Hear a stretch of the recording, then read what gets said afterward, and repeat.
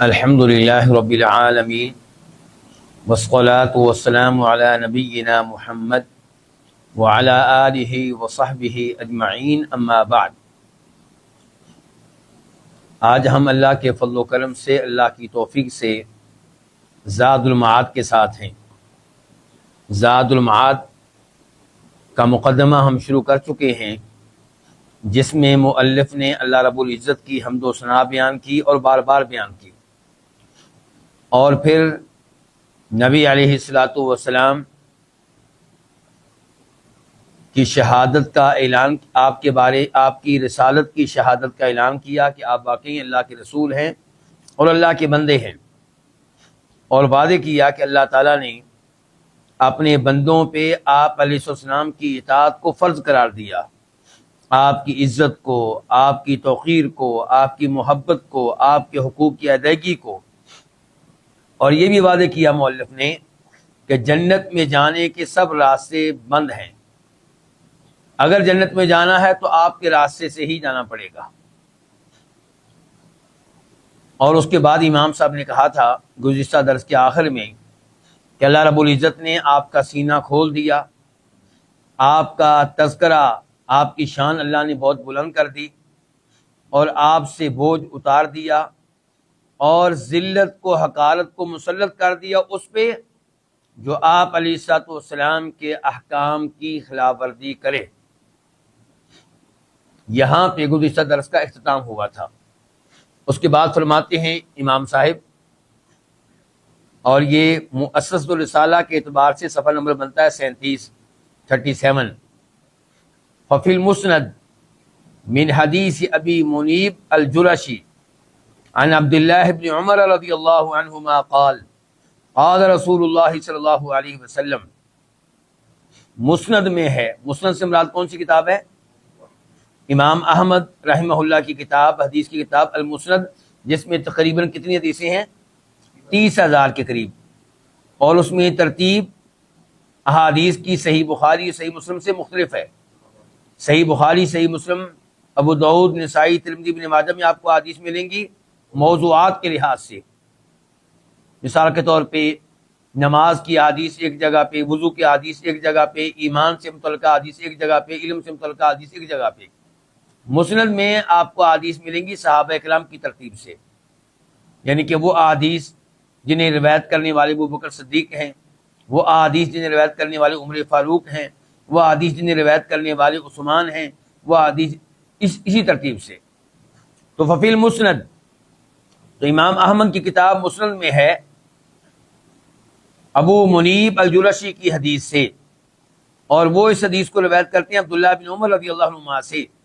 قال، انہوں نے کہا کہ قال رسول اللہ صلی اللہ علیہ وسلم، کہ فرمایا رسول اللہ صلی اللہ علیہ وسلم نے، بعثت بالسیف بین یدی الساعہ حتی یعبد اللہ وحدہ لا شریک لہ، مجھے تلوار کے ساتھ بھیجا گیا ہے۔ کیا مطلب؟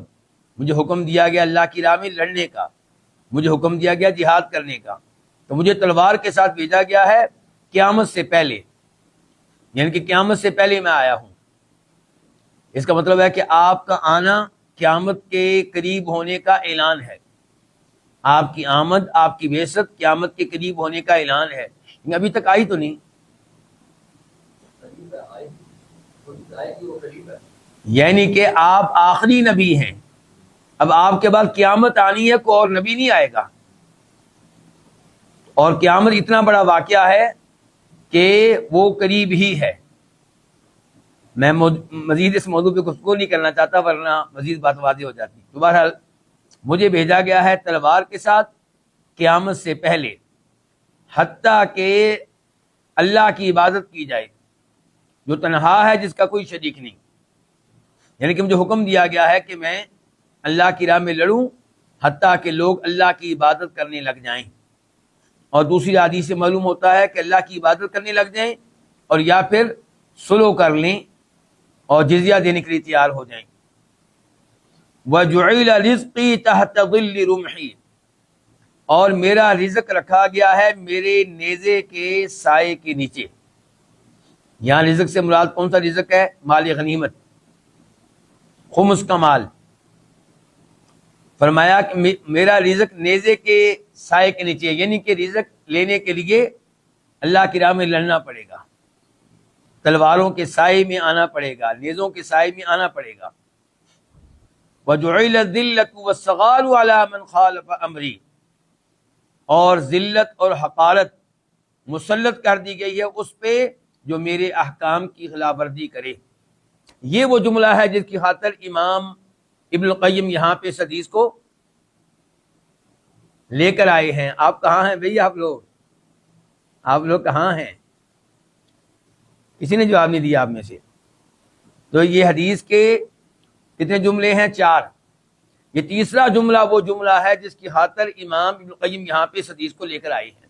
اس حدیث سے پہلے انہوں نے کیا کہا تھا کہ عزت اس کے لیے ہے، جنت اس کے لیے ہے جو آپ کا پیروکار بن جائے، اور ذلت اس کے لیے ہے جو آپ کے احکام کی خلاف ورزی کرے۔ تو اب اس کی دلیل دی ہے، دلیل یہ حدیث ہے جس میں آپ علیہ الصلوۃ والسلام فرما رہے ہیں کہ ذلت اور حقارت اس پہ مسلط کر دی گئی، اس پہ ڈال دی گئی جو میرے احکام کی خلاف ورزی کرے۔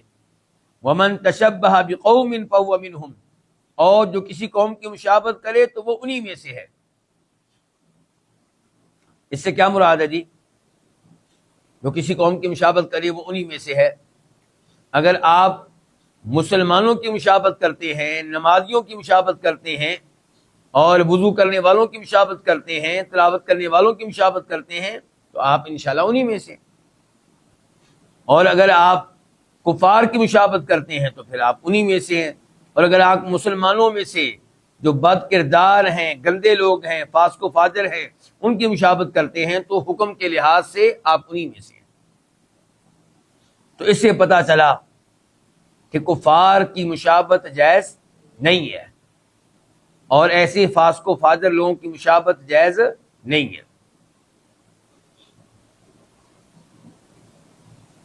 اس حدیث کو جو ہم نے پڑھی ہے، علماء کرام نے قابل قبول قرار دیا ہے، کچھ علماء کرام نے حسن درجے کی قرار دیا ہے، اور کچھ علماء کرام نے صحیح قرار دیا ہے۔ شیخ البانی رحمہ اللہ کا کلام اس بارے میں آپ پڑھنا چاہیں تو ارواء الغلیل میں نمبر ہے 1269 1269۔ اس کے بعد کہتے ہیں کون بلا؟ امام القیم رحمہ اللہ کہتے ہیں وَكَمَا أَنَّ الذِّلَّةَ مَضْرُوبَةٌ عَلَى مَنْ خَالَفَ أَمْرَهُ فَالْعِزَّةُ لِأَهْلِ طَاعَتِهِ وَمُتَابَعَتِهِ، کہ جس طرح ذلت ڈال دی گئی ہے، مسلط کر دی گئی ہے اس انسان پہ جو آپ کے احکام کی خلاف ورزی کرے، تو عزت ان کے لیے ہے جو آپ کی بات ماننے والے ہوں، آپ کی اطاعت کرنے والے ہوں، اور آپ کی اتباع کرنے والے ہوں۔ قال اللہ سبحانہ، اللہ تعالی نے فرمایا سورہ آل عمران آیت نمبر 139 139، ولا تہنوا، اور تم کمزور نہ پڑو، سست نہ پڑو، ولا تحزنوا، اور اپنے آپ کو غم میں مبتلا نہ کرو، وانتم الاعلون، غلبہ تم کو ہی ملے گا ان کنتم مؤمنین، اگر تم ہو ایمان لانے والے۔ یہ آیت نازل ہوئی ہے غزوہ احد کے بعد۔ جنگ احد میں مسلمانوں کو کافی نقصان کا سامنا کرنا پڑا۔ کتنے مسلمان شہید ہوئے تھے؟ کیوں جی؟ کوئی تو بتائے بھئی، آپ لوگ کیا کر رہے ہیں؟ سننے والے بھی کیا کہہ رہے ہوں گے، کیسے لوگ بیٹھے ہوئے ہیں سامنے۔ غزوہ احد کے بارے میں بچہ بچہ جانتا ہے کتنے مسلمان شہید ہوئے تھے؟ 70۔ تو اللہ تعالیٰ فرما رہے ہیں ولا تہنوا، تم کمزور نہ پڑو، ولا تحزنوا، اور اپنے آپ کو غم میں مبتلا نہ کرو، وانتم الاعلون، غلبہ تم کو ہی ملے گا ان کنتم مؤمنین، مومن بن کر دکھاؤ۔ اور یہ آیت واضح ہے آج کے مسلمانوں کے لیے بھی۔ مسلمان کہتے ہیں جی اللہ ہماری مدد کیوں نہیں کرتا؟ اللہ نے شرط رکھی ہے کہ مومن بن کر دکھاؤ تو اللہ تعالیٰ تمہاری مدد کرے گا، غلبہ تمہیں دے گا۔ لیکن یہاں پہ مومن کون ہے؟ شرک کرنے والے، اللہ کے ساتھ عبادت میں اوروں کو شریک کرنے والے۔ کون سا ایمان ہے؟ اللہ نے تو کہا تھا الذین آمنوا ولم یلبسوا ایمانہم بظلم اولئک لہم الامن وہم مہتدون،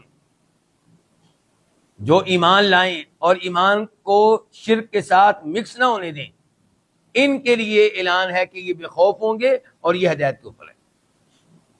وقال تعالی، اور اللہ نے کہا سورہ منافقون میں آیت نمبر 8 میں وَلِلَّهِ الْعِزَّةُ وَلِرَسُولِهِ وَلِلْمُؤْمِنِينَ، اور اللہ ہی کے لیے عزت ہے، یعنی کہ عزت کا مالک کون؟ اللہ. عزت دینے والا کون؟ اللہ. غلبہ دینے والا کون؟ اللہ. وَلِرَسُولِهِ، اور پھر عزت ہے اللہ کے رسول کے لیے، مومنوں کے لیے. کیا مطلب؟ اللہ نے اپنے رسول کو عزت دے رکھی ہے، اللہ نے اہل ایمان کو عزت دے رکھی ہے. وقال تعالی، اور اللہ نے مزید کہا، یہ تیسری آیت بیان کر رہے ہیں امام قیم رحمہ اللہ، اور یہ سورہ محمد آیت نمبر 35 فلا تہنوا، تم کمزور نہ پڑو، وتدعوا الی السلم، اور تم صلح کی دعوت نہ دو. کن کو؟ کفار کو. تم کمزور نہ پڑو اور صلح کی دعوت نہ دو کفار کو. وانتم الاعلون، غلبہ تم کو ہی ملے گا. واللہ معکم، اور اللہ تمہارے ساتھ ہے.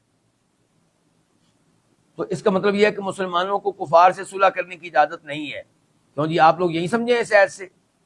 اگر یہ سمجھے ہیں تو آپ کا سمجھنا غلط ہے.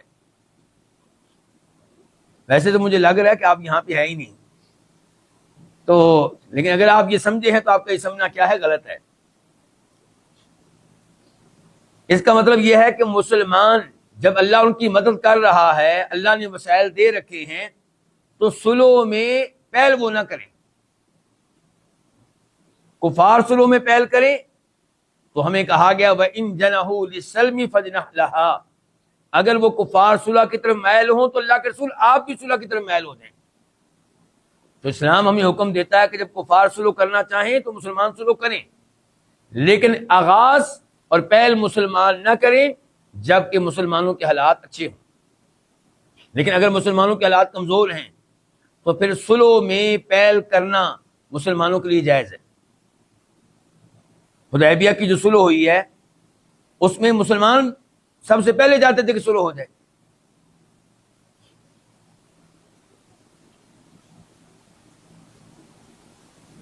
وقال تعالی، اور اللہ تعالی نے فرمایا، یہ آیت نمبر 1 2 3 4، آیت نمبر 4 پیش کر رہے ہیں امام صاحب امام قیم رحمہ اللہ. کیا وعدے کرنے کے لیے؟ موضوع کیا چل رہا ہے؟ کون بتائے گا آپ میں سے؟ یہ 4 آیات کس معنی میں ہیں؟ ہاں، عزت ان کے لیے ہے، غلبہ ان کے لیے ہے جو اللہ کے رسول کی بات مانیں اور آپ کی اتباع کریں، آپ کی پیروی کریں.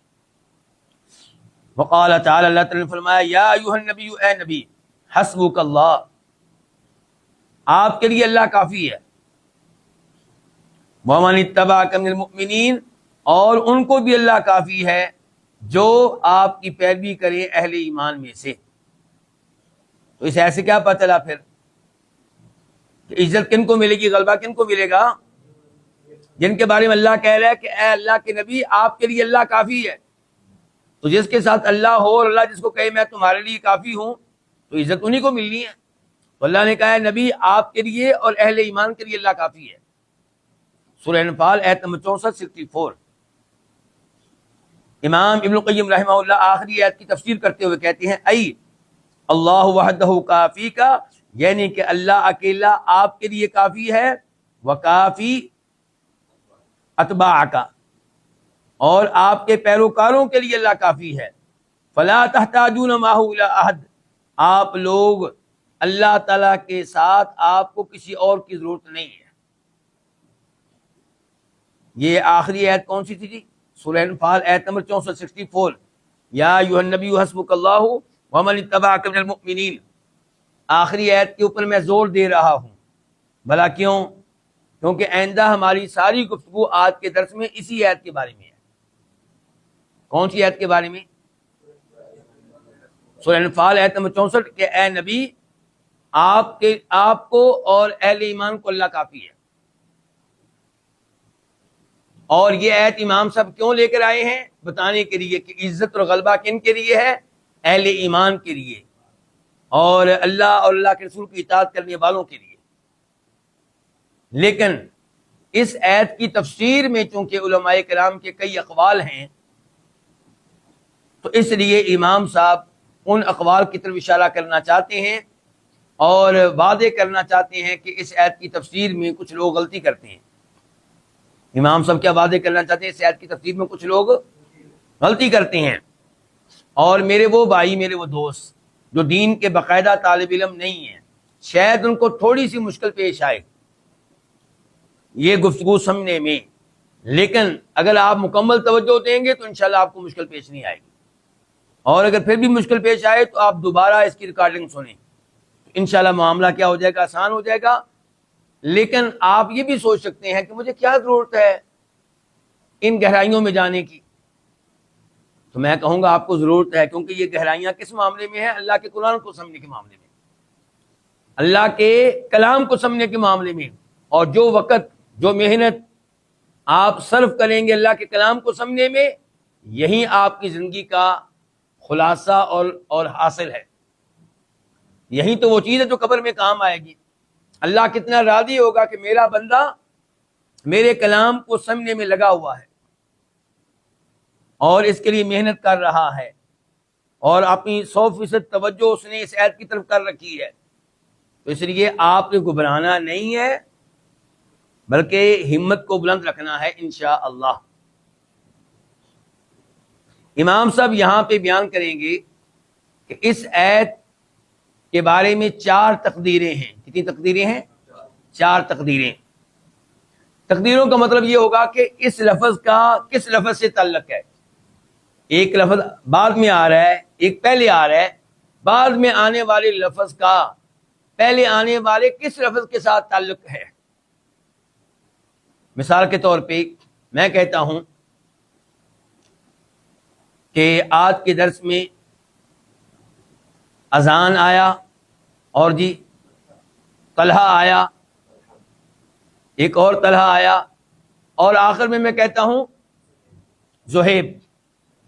اب زہیب کا تعلق کس لفظ کے ساتھ ہے؟ یہ مسئلہ ہے، مطلب یعنی کہ یہ مسئلہ حل کرنا ہے اس آیت میں ہم نے۔ تو اب یہ دیکھیے نا، پہلے میں آیت کے الفاظ کے اوپر غور کریں آپ۔ یا ایھا النبی، اے نبی، حسبو کا معنی کافی ہے، کا تیرے لیے، تجھے اے اللہ کے نبی۔ کون کافی ہے؟ اللہ تعالی۔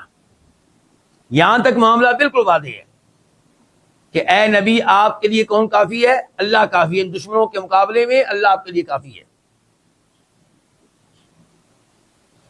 اب رہ گیا بعد والے الفاظ، وَمَنِ اتَّبَعَكَ مِنَ الْمُؤْمِنِينَ، اور جو آپ کے پیروکار ہیں اہل ایمان میں سے۔ اچھا جی، ان کو کیا ہے؟ ان کے بارے میں ایک تفسیر وہ تھی جو امام ابن القیم کر چکے ہیں کہ ان الفاظ کا تعلق ہے حسبو کا کی کاف سے، حسبو کا کی کہ آپ کے لیے بھی اللہ کافی، آپ کے اوپر ایمان لانے والے مومنوں کے لیے بھی اللہ کافی۔ اچھا، جو کافی ہے وہ کون ہے؟ ایک اللہ، اور جن کے لیے کافی ہے وہ کتنے ہیں؟ وہ 2، ایک اللہ کے نبی اور ایک اہل ایمان صلی اللہ علیہ وسلم۔ سمجھ رہے ہیں بات کو؟ جو کافی ہے وہ کون ہے؟ اکیلا، کون؟ اللہ، اور جن کے لیے کافی ہے وہ کتنے ہیں؟ 2، ایک نبی علیہ الصلوۃ والسلام اور ایک اہل ایمان۔ یہ ہو گئی ایک تفسیر۔ دوسری تفسیر جو بہت پیاری لگتی ہے کہ ان کو قبر پرستوں کو، ان کو پیاری لگتی ہے۔ میں یہ نہیں کہہ رہا کہ دوسری تفسیر کرنے والے سارے قبر پرست ہیں، لیکن قبر پرستوں کو بڑی اچھی لگتی ہے، وہ بھاگ بھاگ کر اس کی طرف جاتے ہیں۔ وہ کیا ہے؟ وہ دیکھیں اب کہ اے نبی آپ کے لیے اللہ کافی ہے، دوسرے نمبر پہ آپ کے لیے اہل ایمان کافی ہیں۔ اب جو کافی ہیں وہ کتنے ہو گئے؟ پہلی تفسیر میں جو کافی تھے وہ کون تھے؟ اکیلا اللہ، اور اب جن کے لیے کافی ہے وہ اللہ کے نبی اکیلے ہیں۔ یعنی کہ اے اللہ کے نبی آپ کو کیا ڈرنے کی کیا ضرورت ہے؟ آپ کے لیے اللہ بھی ہے اور یہ مومن بھی ہے، یہ دونوں آپ کے لیے کافی ہیں، یہ دونوں آپ کے لیے کیا ہیں؟ کافی ہیں۔ یہ 2 تفسیریں ہیں۔ اچھا، جو پہلی تفسیر ہے اس میں جملے کو حل کرنے کے لیے، عبارت کو حل کرنے کے لیے 3 تقدیریں ہیں۔ کتنی تقدیریں ہیں؟ 3 تقدیریں ہیں، اور جو آخری تفسیر ہے اس کے لیے 1 تقدیر ہے۔ اب یہ گفتگو ہم پڑھنے لگے ہیں، لیکن بنیادی طور پہ آپ کے ذہن میں 2 تفسیریں اب رہنی چاہیے۔ آئیے بلکہ میں یہاں پہ یہ بھی وضاحت کر دوں کہ یہ آیت جو ہے یہ میرے موضوع کا حصہ ہے. میرا کون سا موضوع؟ یعنی کہ ایم فل میں جو کتاب لکھنے کا موقع ملا اللہ کی توفیق سے مدینہ یونیورسٹی میں، جس کا نام ہے القواعد التفسیریہ عند الامام ابن قیم الجوزیہ، اس میں یہ آیت بھی آئی ہے.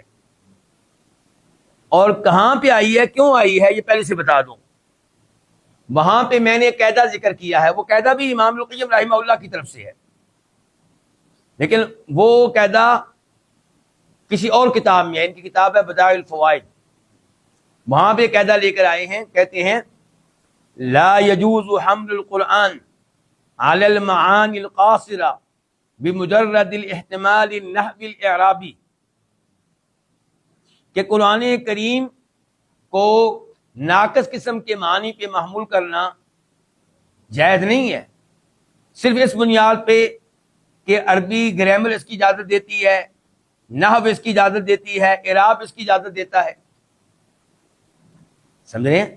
یعنی کہ کئی دفعہ ایسا ہوتا ہے کہ عربی لغت کے لحاظ سے، عربی گرامر کے لحاظ سے، عربی نحو کے لحاظ سے اس تفسیر کی گنجائش ہوتی ہے جو آپ کر رہے ہوتے ہیں، لیکن عقیدہ جو قرآن و حدیث میں آیا ہے وہ اس تفسیر کی اجازت نہیں دیتا، کیونکہ اس آیت کی 2 تفسیریں ہو سکتی ہیں، 3 ہو سکتی ہیں. تو آپ وہ والی تفسیر کیوں لیتے ہیں جو عقیدے کے لحاظ سے مناسب نہیں ہے؟ یہ ہے اس قاعدے کا مطلب کہ لا يجوز حمل القرآن علی المعانی القاصرہ بمجرد الاحتمال النحوی الاعرابی. تو وہاں پہ اس آیت کو بطور مثال میں نے ذکر کیا ہے. تو قاعدہ بھی امام صاحب کی طرف سے اور مثال بھی امام صاحب کی طرف سے، لیکن میں نے اللہ کے فضل و کرم سے کیا کیا، دونوں کو جمع کیا ہے، قاعدہ کسی اور کتاب میں اور مثال کسی اور کتاب میں.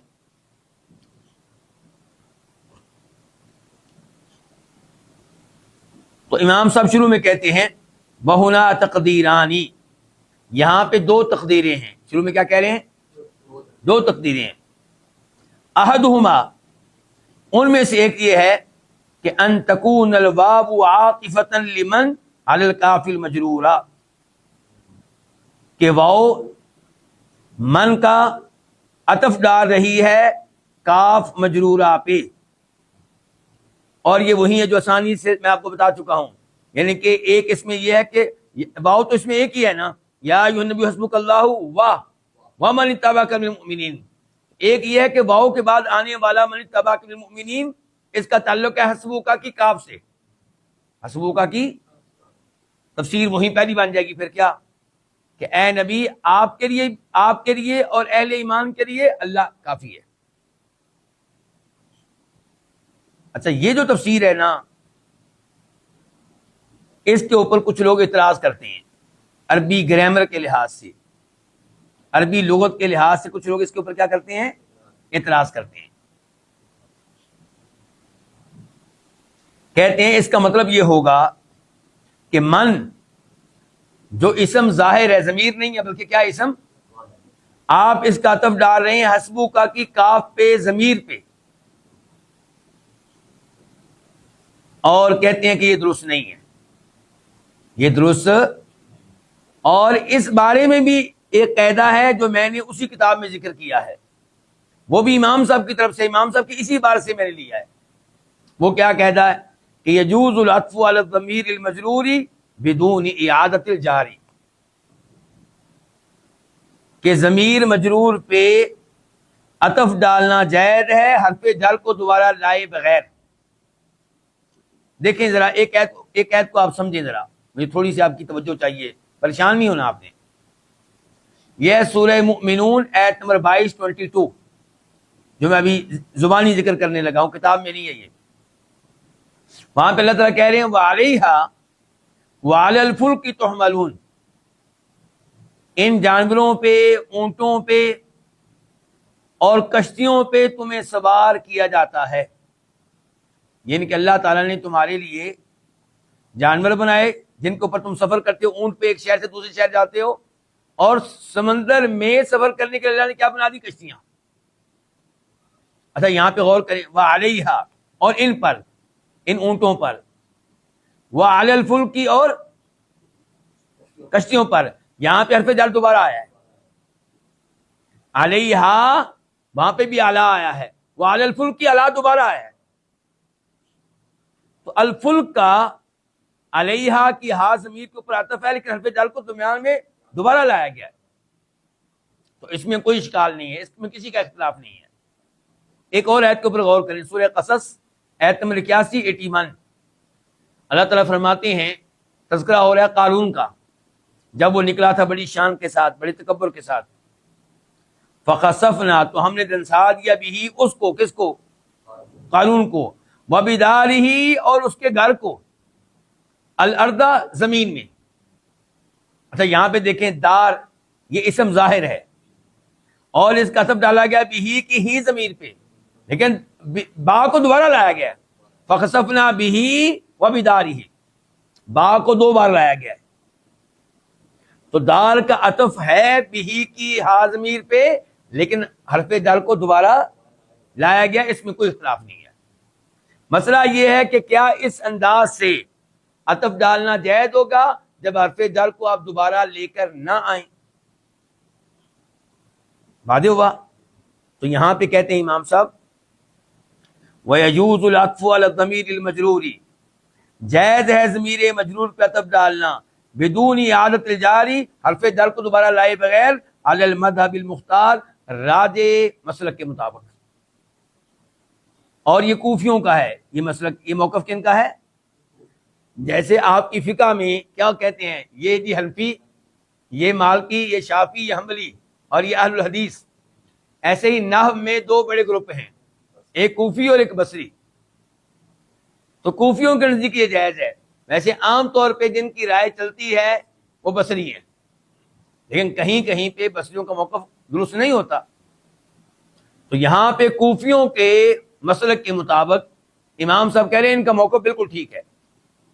کہتے ہیں جائز ہے ضمیر مجرور پہ عطف ڈالنا حرف جر کو دوبارہ لائے بغیر، راجح مسلک کے مطابق. وشواہد کثیرہ، امام صاحب کہتے ہیں اور اس کے دلائل بہت زیادہ ہیں، اس کے دلائل بہت زیادہ ہیں. وشبہ المنع منہ واہیہ، اور اس کو ممنوع قرار دینے کے بارے میں جو شکوک و شبہات پیش کیے جاتے ہیں وہ کمزور ہیں. یہ کہ دوسروں کے دلائل کو انہوں نے شبہات کرا ہے. اچھا یہ دلائل جو اس موقع پہ دلالت کرتے ہیں، میں 2 دلائل آپ کے سامنے رکھوں گا. کتنے؟ توجہ آپ کی میرے ساتھ ہے. یہ ہے جی سورہ نساء پہلی آیت، سورہ نساء پہلی آیت. یہ وہ آیت ہے جو نکاح کے موقع پہ بھی پڑھی جاتی ہے، ٹھیک ہے؟ تو واتقوا اللہ الذی تساءلون بہ والارحام، اور تم اس اللہ سے ڈرو جس اللہ کے ذریعے ایک دوسرے سے مختلف چیزیں مانگتے ہو. اللہ کے نام پہ مجھے دے دیں، اللہ کا واسطہ دیتا ہوں میری مدد کر دیں. تو فرمایا اس اللہ سے ڈرو جس اللہ کے ذریعے ایک دوسرے سے مانگتے ہو، سوال کرتے ہو. والارحام، اور رشتہ داریاں توڑنے سے بھی بچو، ڈرو اس سے بھی. یعنی کہ اللہ سے بھی ڈرو، یعنی کہ اللہ کی مخالفت کرنے سے، اللہ کی نافرمانی کرنے سے، اور رشتہ داریوں کے معاملے میں ڈرو کس چیز سے؟ رشتہ داریاں توڑنے سے. گویا کہ کیا ہو گیا؟ واتقوا الارحام. یہ وہ قرات ہے جو میں اور آپ پڑھتے ہیں کرتے ہیں، اور یہ مشہور قرات ہے. لیکن قرات کے جو 7 بڑے امام ہیں ان میں سے ایک ہے امام حمزہ. امام حمزہ کی قرات ہے واتقوا اللہ الذی تساءلون بہ والارحام. اور یہ سب قرات بالکل درست ہیں، ہمارا ان سب پہ ایمان ہے. گویا کہ قرآن کو اس طرح پڑھنا بھی جائز ہے، اس طرح پڑھنا بھی جائز ہے. لیکن جب آپ ایک بار تلاوت کر رہے ہوں گے تو ظاہر ہے کہ ایک قرات کے مطابق آپ پڑھیں گے. اچھا والارحامی قرات بھی ہے. اب سوال پیدا ہوگا والارحامی کیوں پڑھتے ہیں جی آپ؟ کچھ لوگوں نے کہا کہ واؤ کو قسمیہ بنا لیں، والارحامی رشتہ داریوں کی قسم، جبکہ یہ بات غلط ہے. تو پھر کیا ہے؟ یہ عطف ہے. الارحام کا عطف کا مطلب اب بتا دوں آسان لفظوں میں، یعنی کہ الارحام کا تعلق ہے بہی کی ہی ضمیر سے. آپ دیکھیں ترجمہ کیا ہوگا، کہ تم ڈرو اس اللہ سے جس کے ذریعے ایک دوسرے سے مانگتے ہو اور تم رشتہ داریوں کے ذریعے بھی ایک دوسرے سے مانگتے ہو. میری مدد کرو، میں تمہارے چچا کا بیٹا ہوں. میری مدد کرو، میں تمہارے ماموں کا بیٹا ہوں. ہم کوئی تمہارے غیر تو نہیں ہیں کہ ہم پھنسے ہوئے ہیں اور آپ ہماری کوئی مدد نہیں کر رہے. تو انسان دوسروں سے مدد لیتا ہے اللہ کے نام پہ اور رشتہ داری کے نام پہ. تو یہ کیا ہے؟ والارحامی. تو یہ قرات اس کے اوپر ایمان لانا واجب ہے. تو یہ قرات بتا رہی ہے کہ اسم ضمیر کا ضمیر مجرور پہ عطف ڈالنا جائز ہے، حرف جر کو دوبارہ لائے بغیر. یہاں پہ یہ نہیں کہا گیا کہ بہی وبالارحام، بلکہ کیا کہا گیا؟ بہی والارحام. ایک اور مثال لے لیں، یہ سورہ ہجر ہے، آیت نمبر 20 وَجَعَلْنَا لَكُمْ فِيهَا مَعَائِشَ وَمَنْ لَسْتُمْ لَهُ بِرَازِقِينَ. ہم نے تمہارے لیے اس زمین میں رکھ دیے ہیں معاشہ، زندگی گزارنے کے اسباب، پانی، گیس، پٹرول، لکڑیاں. یعنی کہ زمین پہ اللہ نے انسان کی زندگی گزارنے کے اسباب سب رکھ دیے ہیں. وَمَن لَسْتُمْ لَهُ بِرَازِقِينَ. تمہارے لیے بھی یہ اسباب اللہ نے رکھے ہیں زندگی گزار تمہارے لیے بھی. ومن، اور ان کے لیے بھی جن کو تم قطعی طور پہ رزق دینے والے نہیں ہو. اچھا، کون ہے جن کو تم رزق دینے والے نہیں ہو؟ مثال کے طور پہ سمندر میں موجود کیڑے مکوڑے، مچھلیاں، صحراؤں جنگلوں میں موجود کیڑے مکوڑے، درندے، ہم تو جانتے بھی نہیں ان کو، اللہ ان کو رزق دے رہا ہے.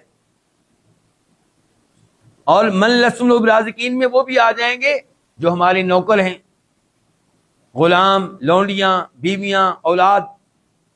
اللہ نے بتایا کہ تم ان کو رزق دینے والے نہیں، ان کو رزق دینے والا بھی وہ ہے جو تمہیں رزق دے رہا ہے. وہ کون؟ اللہ. تو یہاں پہ من کا عطف کس کے اوپر ہے؟ لکم کی کم ضمیر پہ.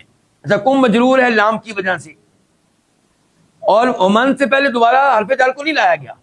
یہ نہیں کہا گیا کہ وَجَعَلْنَا لَكُمْ فِيهَا مَعَائِشَ وَلِمَنْ، یہ نہیں کہا گیا. تو ثابت یہ ہوا کہ ضمیر مجرور پہ اسم ظاہر کا عطف ڈالنا حرف جر کو دوبارہ لائے بغیر یہ جائز ہے، اور یہی راجح موقف ہے. امام صاحب کہتے ہیں بثانی، دوسری تقدیر. امام صاحب کیا کہہ رہے ہیں؟ دوسری تقدیر، ان تکون الواو واو معا، کہ یہ واو جو ہے یہ معا والی واو بن جائے. کون سی واو؟ ومن اتبع کا، یعنی کہ آپ کہیں کہ یہ واو جو ہے معا کے معنی میں ہے. کس معنی میں ہے؟ معا کے معنی میں. دیکھیں آپ ترجمہ کیا ہوگا. یا ایھا النبی، اے نبی، حسبک اللہ، تیرے لیے اللہ کافی ہے ان لوگوں کے ساتھ جو تیرے پیروکار ہیں اہل ایمان میں سے.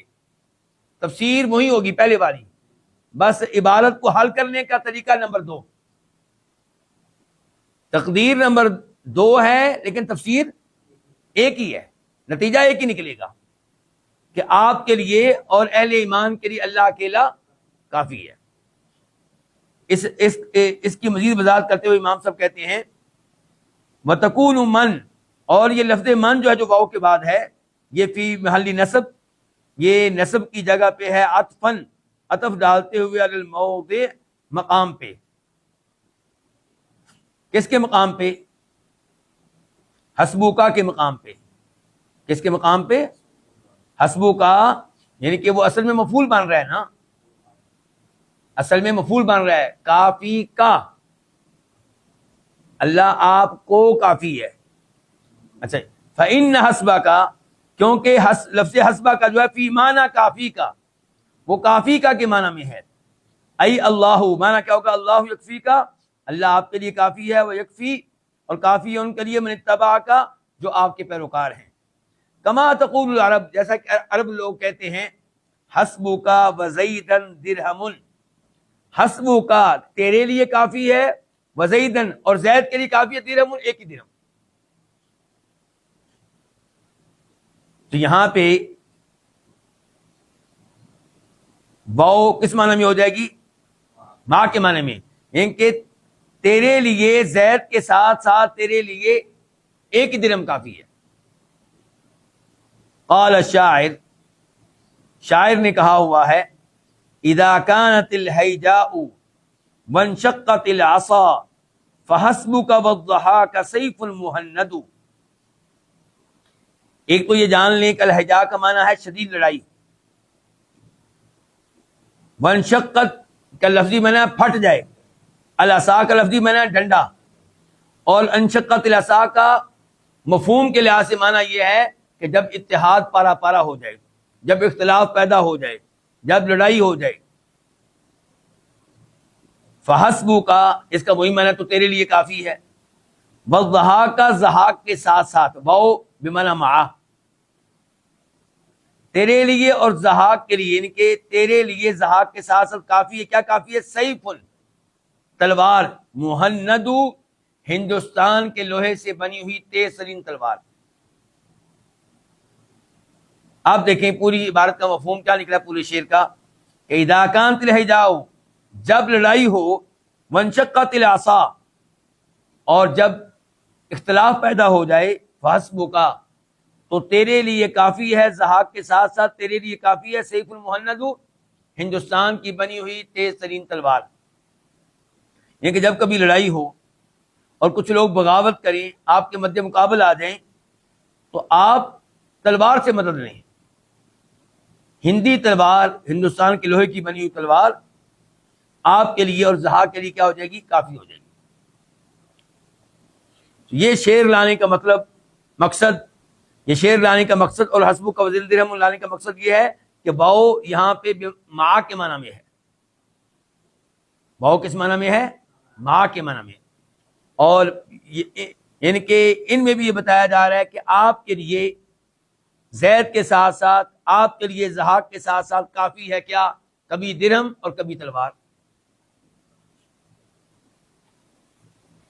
امام صاحب کہتے ہیں وَهَذَا أَصَحُّ التَّقْدِيرَيْنِ، اور یہ ان دو تقدیروں میں سے صحیح ترین تقدیر ہے. تقدیر سے مراد اس جملے کو حل کرنے کے لیے عربی لغت کے لحاظ سے یہ جو دوسری تقدیر تھی، یہ کیا ہے؟ یہ زیادہ بہتر ہے، زیادہ صحیح ہے. پہلی بھی صحیح ہے، دوسری زیادہ صحیح ہے. تفسیر دونوں کی ایک ہی ہے. پھر کہتے ہیں وَفِيهَا تَقْدِيرٌ ثَالِثٌ، اور اس آیت میں ایک تیسری تقدیر بھی ہے. وہ کیا جی؟ ان تکون من فی موضع رفع بالابتداء، کہ من جو ہے یہ رفع کی جگہ پہ ہو ابتدا کے ساتھ، یعنی کہ آپ اس کو مبتدا بنا لیں، اور خبر اس کا مطلب ہے کہ کیا ہوگی؟ محذوف ہوگی. ای معنی کیا ہوگا؟ یعنی کہ ومن اتبعک من المؤمنین، اور جو آپ کے مومنوں میں سے پیروکار ہیں، فحسبہم اللہ، تو ان کے لیے بھی اللہ کافی ہے. تو خبر کیا ہوئی؟ محذوف، مقدر، پوشیدہ. دوبارہ آیت کے اوپر غور کریں، دیکھیں، یا ایھا النبی، اے نبی، حسبک اللہ، آپ کے لیے اللہ تعالیٰ کافی ہے. ومن اتبعک من المؤمنین، اور جو مومنوں میں سے آپ کے پیروکار ہیں، فحسبہم اللہ، ان کے لیے بھی اللہ کافی ہے. فحسبہم اللہ کے الفاظ پوشیدہ ہیں، مقدر ہیں. اچھا، اب تک جو تین تقدیریں ہم نے پڑھی ہیں، تینوں کی تفسیر ایک ہی بن رہی ہے. کیا بن رہی ہے؟ کہ اللہ اکیلا کافی ہے نبی علیہ الصلوۃ والسلام کے لیے بھی اور اہل ایمان کے لیے بھی. اب کہتے ہیں وفیہا تقدیر رابع، اور اس آیت میں چوتھی تقدیر بھی ہے. وہو خطأ من جہت المعنی، اور وہ غلط ہے معنی کے اعتبار سے، مفہوم کے اعتبار سے، تفسیر کے اعتبار سے. یعنی کہ عربی لغت میں گنجائش اس کی بھی مل جائے گی، لیکن وہی قاعدہ جو پہلے میں نے بیان کیا. کیا امام صاحب نے کیا کہا تھا؟ یعنی کہ قرآن کریم کی ایسی تفسیر کرنا جس تفسیر کے نتیجے میں جو معنی نکلے وہ ناقص معنی ہو، وہ غلط معنی ہو، وہ عقیدے کے خلاف معنی ہو، یا کسی اور لحاظ سے غلط ہو، تو چاہے عربی گرامر اس کی اجازت دیتی ہو تو آپ اس تفسیر کو اختیار نہ کریں. تو آپ دیکھیں وہ کیا ہے جی، بلکہ پہلے بتا چکا ہوں میں آپ کو، لیکن کتاب سے پڑھتے ہیں دوبارہ. کہتے ہیں اور اس آیت میں چوتھی تقدیر ہے اور وہ غلط ہے من جہت المعنی، معنی کے اعتبار سے، مفہوم کے اعتبار سے، تفسیر کے اعتبار سے. وہوا، اور وہ یہ ہے ان تکون من فی موضع رفع، کہ من مرفوع ہو عطفا علی اسم اللہ، عطف ڈالتے ہوئے کس کے اوپر؟ اللہ کے نام پہ. آیت کو دوبارہ دیکھیں آپ، یعنی کہ اب یہ ہوگا کہ آپ کہیں گے من کا تعلق حسبو کا کی کاف سے نہیں ہے، بلکہ من کا تعلق ہے لفظ اللہ سے. یعنی کہ اے نبی حسبو کا تیرے لیے کافی اللہ، اللہ تعالیٰ. نمبر 2 ومن اتبعک المؤمنین، اور جو آپ کے مومن پیروکار ہیں وہ کافی ہیں. امام صاحب کہتے ہیں یکون المعنی، اور معنی کیا ہوگا؟ حسبک اللہ، تیرے لیے اللہ کافی ہے، واتباعک، اور تیرے پیروکار کافی ہیں. وہذا، اور یہ یعنی کہ چوتھی تقدیر. وَإِنْ قَالَهُ بَعْضُ النَّاسِ، اگرچہ کئی لوگوں نے یہ تقدیر کہی ہے، یہ تفسیر لی ہے. فَهُوَ خَطًا مَحْضٌ، لیکن یہ صرف اور صرف غلط ہے. کیا کہہ رہے ہیں؟ صرف اور صرف، یعنی کہ اس میں اس کے درست ہونے کا کوئی امکان نہیں ہے، اس کی کوئی گنجائش نہیں ہے. کہتے ہیں صرف غلط ہے. لا يجوز حمل الآیت علیہ، اس آیت کو اس تقدیر پہ، اس تفسیر پہ محمول کرنا جائز نہیں ہے. اچھا، یہاں پہ میں آپ کے سامنے ایک چھوٹی سی بات رکھوں گا ابن تیمیہ کی. کس کی؟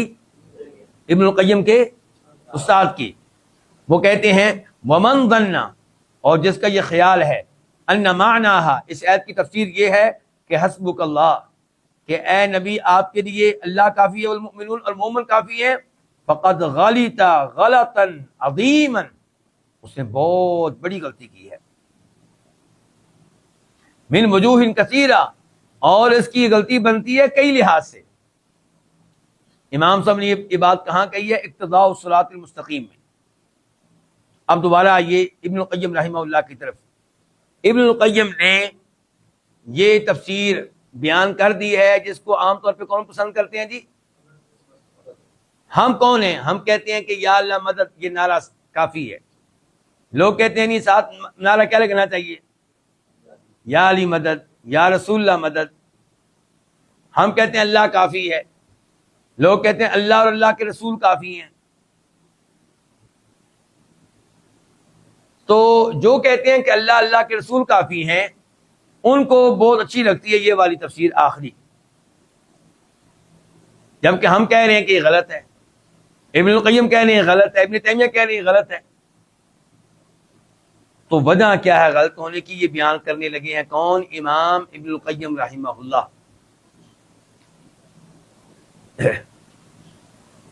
کہتے ہیں فإن الحسب والکفایۃ للہ وحدہ کالتوکل والتقوی والعبادہ، کیونکہ کافی ہونا اور کفایت یہ اکیلے اللہ کے لیے ہے.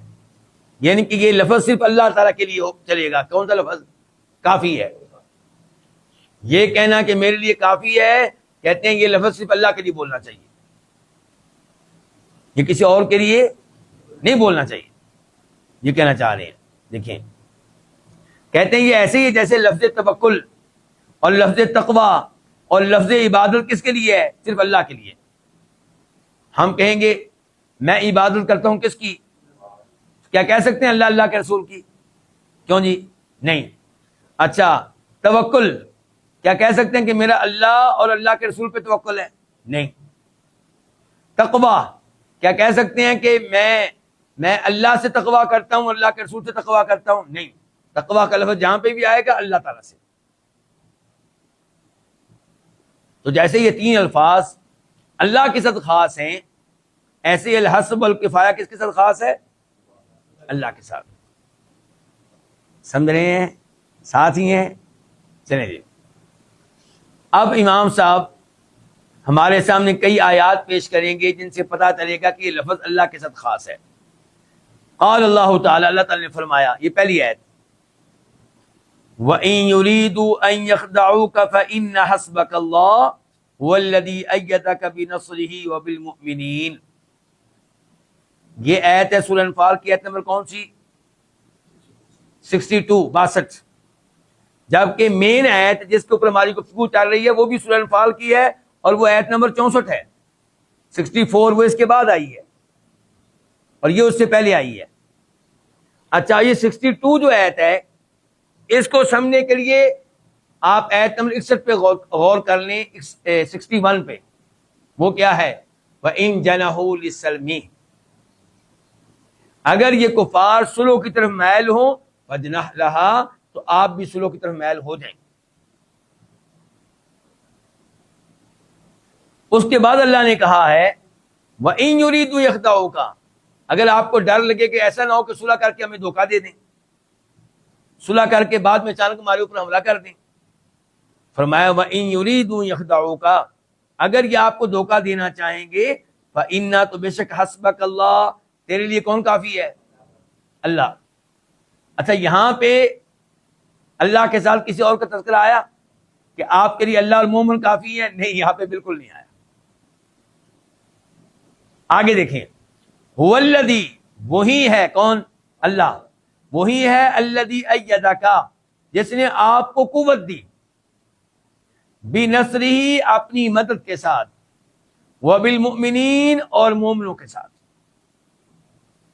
دیکھیں یہاں پہ دو چیزیں ذکر ہوئی ہیں، ایک حسب کافی ہونا اور ایک تائید قوت دینا. حسب کی باری آئی، کافی ہونے کی باری آئی تو اللہ نے کہا میں اکیلا کافی ہوں. وہاں پہ یہ نہیں کہا کہ میں اور مومن کافی ہیں اللہ کے نبی آپ کے لیے، وہاں پہ یہ نہیں کہا. اور جب تائید کی باری آئی تو وہاں پہ اللہ نے تائید میں مومنوں کا تذکرہ بھی ساتھ کیا.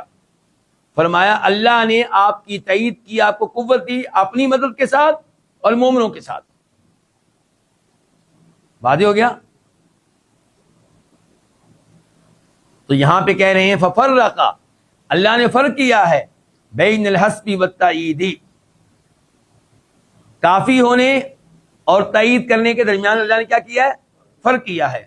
فجعل الحسب له وحدہ، تو اللہ نے کافی ہونا یہ خاص اپنے لیے رکھا ہے. وجعل التأیید له بنصرہ وبعبادہ، اور اللہ نے تائید کو رکھا ہے اپنے لیے، بنصرہ اپنی مدد کے ساتھ، وبعبادہ اور اپنے بندوں کے ساتھ. یہ تھی پہلی دلیل امام صاحب کی، جس سے پتہ چل رہا ہے کہ حسب کا لفظ خاص ہے کس کے ساتھ؟ اللہ کے ساتھ.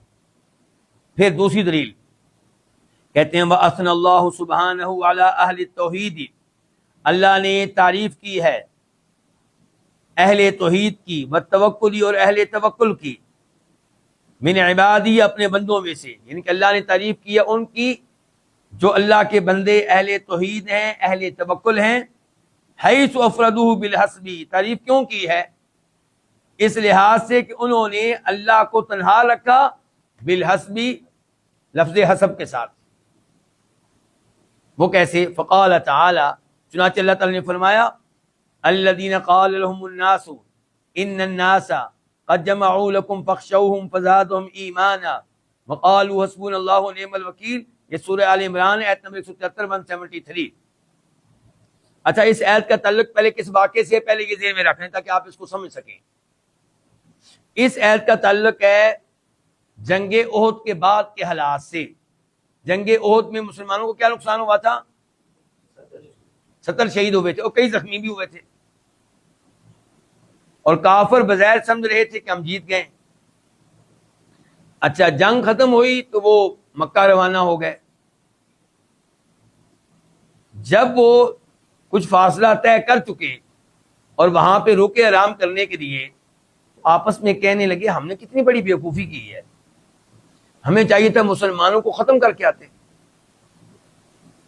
70 ہم نے ان کے قتل کیے ہیں، لیکن ہمارے پاس تو موقع تھا ان کو ہمیشہ ہمیشہ کے لیے ختم کرنے کا، تو ہمیں واپس جانا چاہیے. کیا کہہ رہے ہیں؟ ہمیں واپس جانا چاہیے. یہ گفتگو وہ کر رہے ہیں.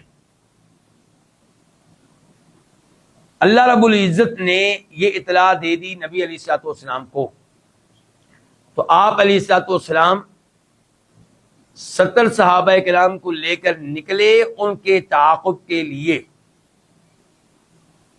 ذرا بہادری دیکھیے اللہ کے رسول کے صحابہ کرام کی صلی اللہ علیہ وسلم. ان کے پورا مدینہ پریشان ہے. کیوں؟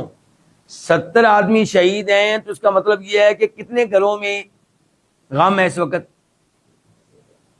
70 سے زیادہ گھروں میں، کیونکہ جو ایک شہید ہوا ہے وہ کسی گھر کا بیٹا ہے، کسی گھر کا خامند ہے، کسی گھر کا بھائی ہے، کسی گھر کا بھتیجا ہے، تو کتنے گھروں میں غم کی صورتحال ہے، اور پھر جو زخمی ہیں وہ ان کے علاوہ ہیں، تو سمجھیں پورا مدینہ پریشان ہے، تھکے ہارے ہیں، حوصلے ٹوٹے ہوئے ہیں. لیکن جب حکم ملا کہ ہم نے ان کا تعاقب کرنا ہے تو 70 لوگ آپ کے ساتھ نکلے. ان میں ابو بکر صدیق رضی اللہ عنہ بھی تھے. کون تھے؟ ابو بکر صدیق. اچھا، یہ اب نکلے ہیں ان کا تعاقب کرنے کے لیے، تو ادھر سے کفار کیا سوچ رہے تھے؟ جی ہم مدینے پہ دوبارہ حملہ کریں. اب ان کو اطلاع ملی کسی آنے جانے والے کے ذریعے کہ وہ تمہارے پیچھے آ رہے ہیں، تو ان کے دل میں اللہ نے کیا ڈال دیا؟ رعب ڈال دیا. لیکن اس سے پہلے کیا ہوا یہ سنیں آپ. ان کے اوپر رعب بعد میں پڑا، اس سے پہلے یہ ہوا کہ مسلمانوں کو اطلاع دی گئی. آپ سمجھتے ہیں نا، سوشل میڈیا مہم. تو ایک کوئی تاجر آ رہا تھا، اس کے ہاتھ پیغام بھیجا اہل مکہ نے، کفار نے، کہ محمد کو بتا دو صلی اللہ علیہ وسلم کہ ہم آ رہے ہیں، اور اب ہم اتنے نہیں ہیں جتنے پہلے تھے، ہم مزید لوگوں کو لے کر آ رہے ہیں، مزید لشکر لے کر آ رہے ہیں، ہم ایسی کی تیسی کر دیں گے. تو اللہ نے اس کا تذکرہ کیا اس آیت میں، سنیں آپ دھیان سے. فرمایا الذین قال لهم الناس، کہ وہ مسلمان جن سے لوگوں نے کہا، ان الناس، کہ بے شک لوگ یعنی کہ کفار، قد جمعوا لکم، وہ تمہارے لیے کئی لشکر، کئی فوجیوں کو جمع کر چکے ہیں، فخشوہم، ان سے ڈر جاؤ، ان کو ان کا تعاقب نہ کرو، تم پاگل ہو ان کے پیچھے جا رہے ہو. فزادہم ایمانا، لیکن اس خبر نے ان کے ایمان میں اضافہ کر دیا. کیا مطلب؟ انہوں نے خبر دی تھی کس لیے؟ ڈرانے کے لیے، دمکانے کے لیے، حوصلے توڑنے کے لیے. لیکن یہ تھے اہل ایمان، ان کا حوصلہ بڑھ گیا، اچھا واقعی مقابلہ ہوگا، واقعی موقع ملے گا اللہ کی راہ میں تلواریں چلانے کا. فزادہم ایمانا، وہ ایمان میں اور آگے بڑھ گئے، ان کا ایمان بڑھ گیا. کسی بھی پتہ چلا کہ ایمان کا لیول کبھی بڑھتا ہے کبھی کم ہوتا ہے. نیکیاں کرنے سے بڑھتا ہے، درس قرآن میں بیٹھنے سے، درس حدیث میں بیٹھنے سے، آپ کی سیرت سننے سے، عقیدہ سننے سے ایمان بڑھتا ہے. گناہ کی مجلس میں جانے سے ایمان کم ہوتا ہے. وقالو، اور وہ کہنے لگے، ایک تو ایمان ان کا بڑھ گیا، اللہ نے فرمایا وہ کہنے لگے، یہ اہل اسلام کہنے لگے، حسبنا اللہ، ہمیں اللہ ہی کافی ہے. یہ ہی کہاں سے آ گیا؟ کیونکہ حسبنا بھی معرفہ، لفظ اللہ بھی مطلق خبر دونوں معرفہ، تو ہمیں اللہ ہی کافی ہے. ہاں جی، کیا ان صحابہ کرام نے کہا کہ ہمیں اللہ، اللہ کے رسول کافی ہے؟ بہترین موقع تھا یہ لفظ کہنے کا، اگر یہ کہنا جائز ہوتا. ان کیا کہا انہوں نے؟ ہمیں اللہ ہی کافی ہے، ونعم الوکیل، اور وہ کتنا اچھا کارساز ہے، اور کتنی اچھی وہ ذات ہے الوکیل جس پہ توکل کیا جائے، جس پہ اعتماد کیا جائے. امام صاحب کہتے ہیں، ہمارے امام صاحب، ولم یقولوا، ان صحابہ کرام نے یہ نہیں کہا کہ حسبنا اللہ ورسولہ، ہمارے لیے اللہ اور اللہ کے رسول کافی ہیں. فَإِذَا كَانَ هَذَا قَوْلَهُمْ، جب یہ ہے ان کا کلام، کن کا؟ صحابہ کرام کا. وَمَدْحُ الرَّبِّ تَعَالَى لَهُمْ بِذَلِكَ، اور اللہ تعالیٰ کی تعریف ہے ان کی اس بات میں، اللہ ان کی تعریف کر رہا ہے کہ انہوں نے یہ الفاظ کہے. فَكَيْفَ يَقُولُ لِرَسُولِهِ، تو کیسے ممکن ہے کہ اللہ تعالیٰ اپنے رسول سے کہے، اس آیت میں، آیت نمبر 164 میں، 164 میں، کہ اللہ واتباعہ حسبک، کہ اللہ اور آپ کے پیروکار آپ کے لیے کافی ہیں. واتباعہ، جبکہ آپ کے پیروکار قد افردوا الرب تعالی بالحسب، انہوں نے اللہ کو تنہا رکھا لفظ حسب کے ساتھ، کافی ہونے کے ساتھ. ولم یشرکوا بینہ وبین رسولہ فی، اور آپ کے پیروکاروں نے، آپ کے صحابہ نے شرک نہیں کیا، شریک نہیں کیا اللہ کو، اللہ کے رسول کو اس معاملے میں. کس معاملے میں؟ حسب کے معاملے میں، کافی ہونے کے معاملے میں. فَكَيْفَ يُشْرِكُ بَيْنَهُمْ وَبَيْنَهُ فِي حَسْبِ رَسُولِهِ، تو اللہ تعالیٰ کیسے ممکن ہے کہ وہ شریک